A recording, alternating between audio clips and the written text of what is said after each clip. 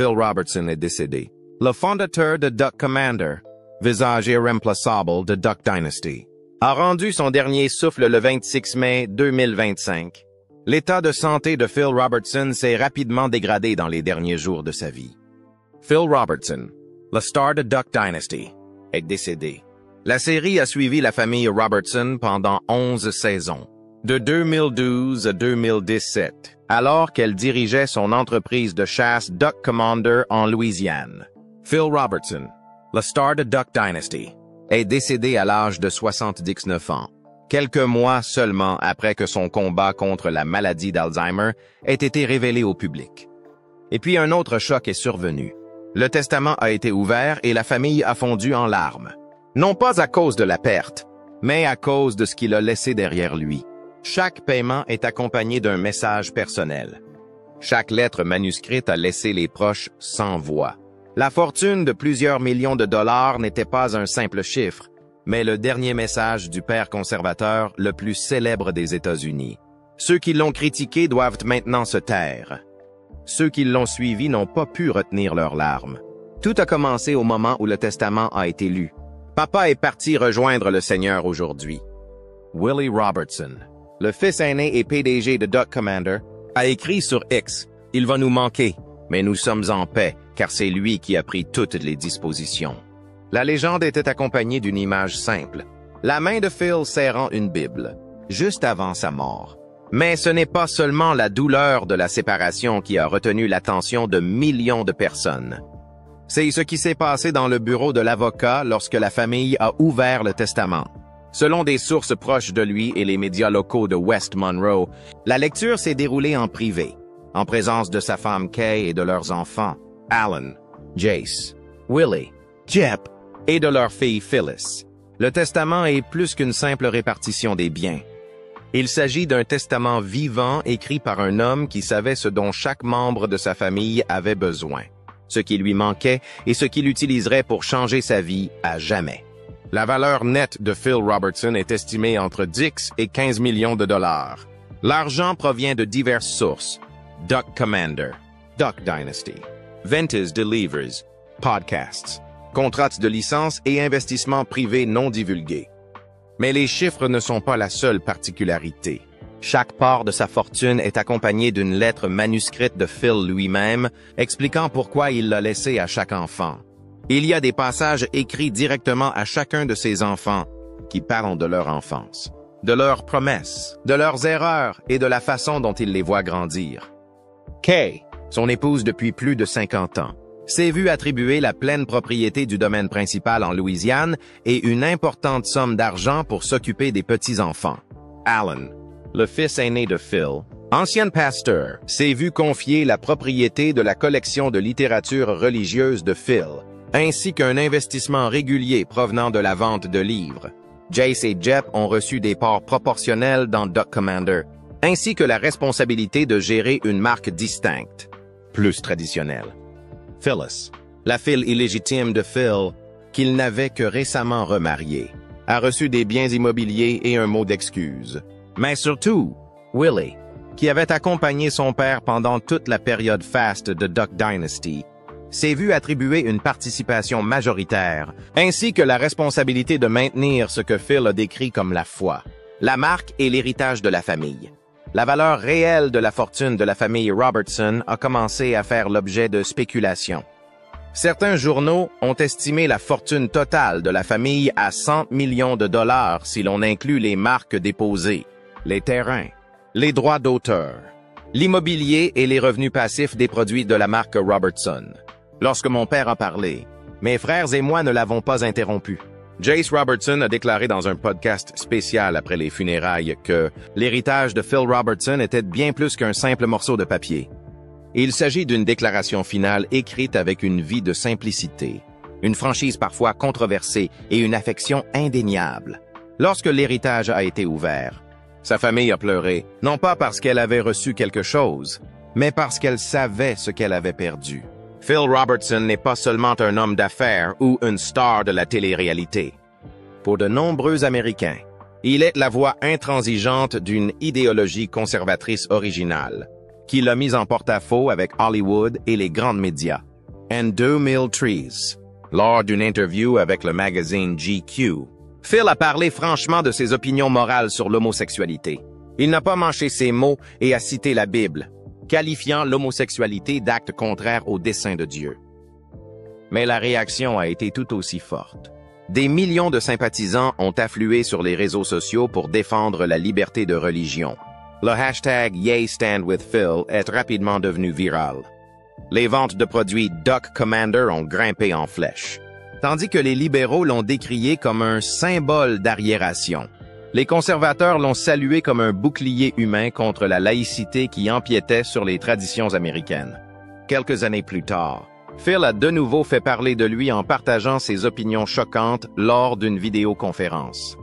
Il a déclaré que les hommes devraient se marier jeunes, idéalement avant l'âge de 15 ou 16 ans, afin de garantir les rôles traditionnels au sein de la famille. Bien que sa déclaration ait été très controversée, Phil n'a pas reculé. Il a affirmé que la culture moderne détruisait la structure familiale et que si les Américains continuaient à s'éloigner de la Bible, la société s'effondrerait. Des interviews ultérieures ont montré qu'il était contre l'avortement, pour les armes à feu, contre les médias libéraux et qu'il soutenait constamment les campagnes de Donald Trump. Pendant les campagnes de 2016 et 2020, Phil a participé à des événements de campagne dans le Sud, s'adressant à des milliers de personnes avec un ton similaire à celui de son émission, Déséquilibré, et répétant toujours le message « Dieu d'abord ». Lorsque Duck Dynasty a pris fin en 2017, plutôt que de se retirer dans l'obscurité, Phil s'est immédiatement tourné vers un format qui convenait à son public plus fidèle, le podcasting. L'émission Unashamed, qu'il anime avec son fils Jace, est devenue l'un des podcasts les plus écoutés de la communauté chrétienne conservatrice américaine. Phil y a continué à s'exprimer sans censure, partageant des messages religieux, analysant la société et inspirant les personnes partageant les mêmes idées. C'est également là qu'il a publié une grande partie de ses pensées personnelles avant sa mort. Il est indéniable que Phil Robertson vit selon ses convictions. Pas de compromis, pas de complaisance. Pour les religieux rigoristes, il est une icône rare dans un monde médiatique contrôlé par la politique et le socialement correct. Pour d'autres, il est l'incarnation du sectarisme, du conservatisme et de l'intolérance. Les deux affirmations sont vraies, selon le point de vue. Après tout le bruit qui a été fait tout au long de sa carrière, peu de gens auraient pu deviner que les débuts de Phil étaient si humbles, au fin fond des marais de Louisiane. Pas de scène, pas de caméra, juste un homme, une arme et le désir de vivre librement selon ses propres termes. Du marais au sommet de la gloire. Phil est né en 1946 et a grandi dans l'après-guerre. Sa famille était si pauvre qu'elle se nourrissait de nourriture provenant des marais. Il a appris à chasser avec son père, à fabriquer ses propres outils de survie et a vécu en grande partie en autarcie. Mais le talent athlétique de Phil lui a permis d'obtenir une bourse de football à l'université Louisiana Tech, où il a joué le rôle de quart arrière titulaire juste avant Terry Bradshaw, qui allait devenir une légende de la NFL. Mais Phil n'a pas poursuivi le sport professionnel. Il a refusé une carrière de footballeur parce qu'elle entrait en conflit avec la saison de la chasse. Pour lui, la liberté consistait à pouvoir chasser quand on le souhaitait, sans être soumis aux ordres de quelqu'un d'autre. Cette décision en a surpris plus d'un, mais elle a jeté les bases de tout ce qui a suivi. En 1972, Phil fonde officiellement Duck Commander, une société qui fabrique des appelants de canards à la main. Ces produits étaient sans prétention, mais ils fonctionnaient si bien que des chasseurs de tout le sud des États-Unis ont commencé à les commander. L'entreprise s'est développée lentement mais sûrement, surtout pour sa famille. Sa femme Kay et leurs enfants ont participé à toutes les étapes de l'assemblage, de l'emballage et de l'expédition. Il ne s'agissait pas d'une entreprise industrielle, mais d'un effort familial pour survivre et maintenir la tradition. Pendant des années, l'entreprise a fonctionné à petite échelle. Ce n'est que lorsque Willie Robertson, le troisième fils, est revenu après avoir terminé ses études que les choses ont changé. Willie a vu le potentiel de la marque. À l'origine, il s'agissait d'une émission légère sur une famille de chasseurs du Sud. Mais la réponse a largement dépassé les attentes. Les téléspectateurs ont été attirés par la franchise, L'authenticité, l'humour pince sans rire et les convictions religieuses qui imprègnent chaque épisode. Il n'y avait pas de scénario élaboré, pas de mise en scène compliquée, juste une vraie famille, vivant sa vie comme elle l'entend. À une époque où la télé-réalité américaine était saturée d'émissions à grand spectacle, Duck Dynasty est devenu un phénomène. À son apogée, l'émission a attiré plus de 11 millions de téléspectateurs par épisode. Ses produits dérivés Duck Commander sont épuisés. La famille Robertson est passée du statut de fabricant d'appâts pour canards à celui de millionnaire en quelques saisons seulement. Mais ce qui a retenu l'attention des téléspectateurs, ce n'est pas seulement l'argent, mais le lien entre les générations, du grand-père conservateur Phil à ses jeunes petits-enfants. Entre 2012 et 2017, Phil n'est pas seulement apparu à la télévision, il a également écrit des livres, prononcé des discours à travers les États-Unis et étendu son influence grâce aux médias sociaux. Son livre, Happy, Happy, Happy, est devenu un best-seller et son podcast, Unashamed, atteint des millions de téléchargements par mois. Malgré l'apogée de sa carrière, il n'a jamais déménagé, ni acheté un manoir, ni vécu loin de sa communauté. Phil conserve ses vieilles habitudes. Il chasse à chaque saison, prend ses repas avec sa femme et ses enfants tous les jours et lit la Bible avant de se coucher. Il ne s'agit pas d'une image. Quiconque a rencontré Phil Robertson peut attester qu'il vit exactement comme le public le voit à l'écran. L'histoire de son ascension, d'une cabane au milieu d'un marécage au sommet de la télé-réalité, est plus qu'une simple histoire économique. C'est un témoignage de la façon dont une personne, si elle reste fidèle à elle-même et sait où elle se trouve, peut réussir sans changer qui elle est. Phil n'a pas cherché la célébrité, mais la célébrité l'a trouvée grâce à son travail, à sa famille et à sa façon de vivre. Lorsque l'empire Duck Dynasty a périclité, Phil n'a pas cherché à s'accrocher au feu de la rampe. Il s'est progressivement retiré des médias, laissant les rênes à ses enfants. Mais son influence est toujours présente dans tous les produits, toutes les vidéos et tous les messages de sa famille. Après avoir connu la gloire et la fortune, ce n'est pas la scène qui l'a fait tenir, mais sa foi, qui l'a porté avec lui depuis sa jeunesse égarée jusqu'à ses dernières années. C'est à cette foi qu'il s'est accroché à travers toutes les tempêtes. Foyet Conversion. Avant que Phil Robertson ne devienne un père sévère, un leader conservateur ou le visage de Duck Dynasty, il était un homme troublé. Les jeunes années de Phil ne sont pas liées à la Bible, mais à l'alcool, à la violence et à la négligence familiale. Selon les récits qu'il a lui-même faits dans de nombreuses interviews et mémoires, Phil s'est perdu dans une vie sauvage, abandonnant sa femme et ses enfants pour s'adonner à de longues beuveries. C'est Kay, son épouse depuis 1966, qui ne l'a pas abandonné. Elle a prié pour lui tous les jours, a retenu ses larmes alors qu'elle élevait seule leur enfant, et a attendu qu'il se retourne. Enfin, le moment du changement est arrivé. Phil est entré dans une petite église de West Monroe avec un cœur rebelle et en être sorti avec un manifeste complètement différent.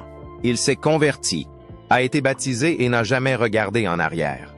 Sa foi ne l'a pas seulement changé, elle est devenue la base de tout ce qu'il faisait.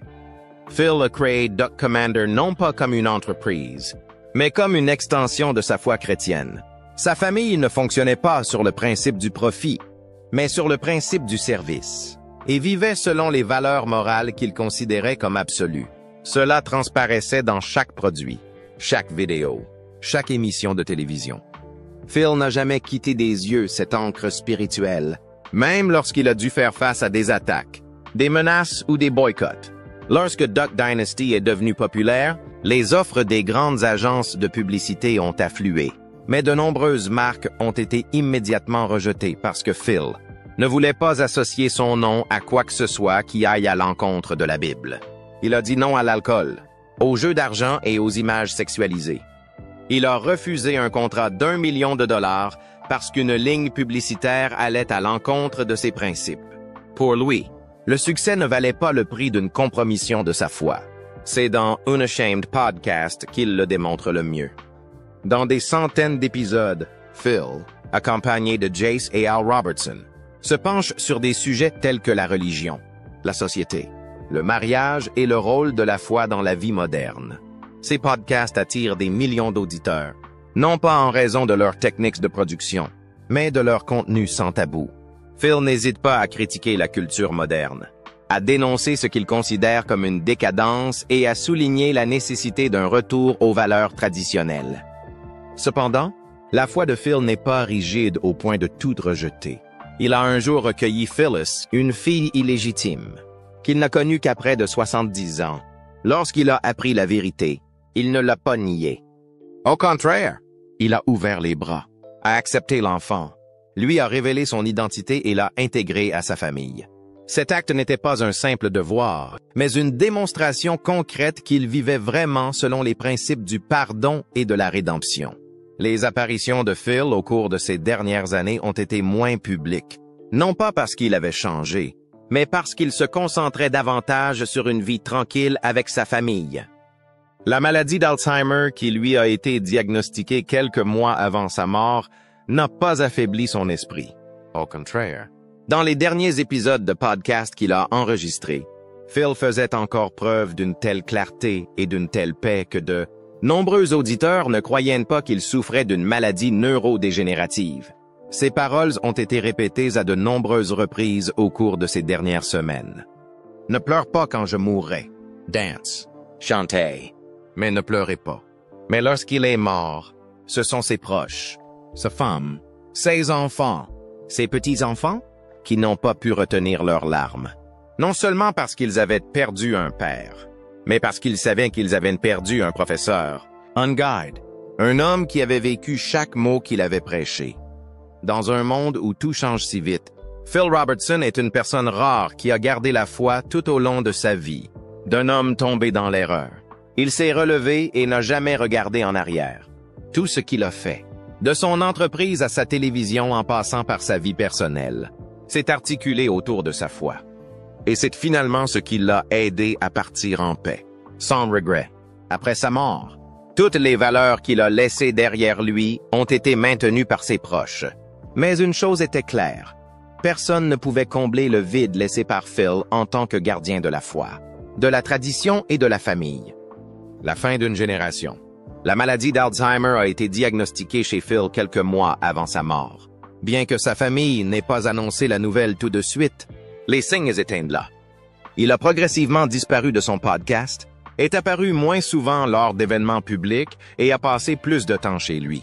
Il était néanmoins suffisamment alerte pour enregistrer les derniers épisodes d'Unashamed, où sa voix est restée la sienne, profonde et régulière, et où il n'a pas hésité à considérer la mort comme une partie naturelle de la vie. Après sa mort, les funérailles ont été une affaire privée. Il n'y avait pas de médias, pas de siège d'honneur pour les politiciens ou les célébrités, seulement la famille, les amis proches et la communauté locale, des gens qui l'ont accompagné au fil des ans. Il n'y a pas eu de discours tapageurs. Il n'y a eu que des lectures bibliques, des rires mêlés de larmes et un silence qui a fait ressentir le grand vide qui s'est formé dans la famille. Il n'y a pas eu de litiges successoraux ni de conflits après les funérailles. Ses enfants, Alan, Jace, Willie, Jeff et Phyllis, ont été unanimes dans l'exécution du testament de Phil, chacun comprenant clairement son rôle, non seulement dans la réception de son héritage, mais aussi dans la préservation de l'esprit de vie qu'il avait créé. Willie, dans son rôle actuel au sein de l'entreprise, continue de diriger Duck Commander et d'étendre les activités médiatiques de la famille à de nouvelles plateformes. Avec Willie et Corey jouant des rôles clés, Phil n'apparaîtra plus, mais son image, ses paroles et sa philosophie resteront présentes dans chaque image. Les petits-enfants de Phil, qui sont apparus brièvement dans l'émission originale, sont aujourd'hui adultes et prêts à perpétuer la marque familiale à leur manière. La mort de Phil a également marqué la fin d'une époque. Il était bien plus qu'un père dans une émission de télévision. Il était le dernier symbole d'une génération d'entrepreneurs sudistes, autodidactes, religieux et défiant la vague de la mondialisation culturelle. Avec sa disparition, cette génération s'est officiellement éteinte, laissant un vide que même ses proches ne peuvent remplacer complètement. Si vous estimez que ce que vous venez de lire vaut la peine d'être médité, merci de laisser un like ou de partager afin que beaucoup d'autres puissent être informés de ce voyage spécial. N'oubliez pas de vous abonner à la chaîne pour ne pas manquer les prochaines. Histoire sur des personnes qui ont vécu différemment et laissé une trace inoubliable. Si vous avez des commentaires sur Phil Robertson, n'hésitez pas à les laisser ci-dessous. Nous sommes toujours en train de lire et d'écouter.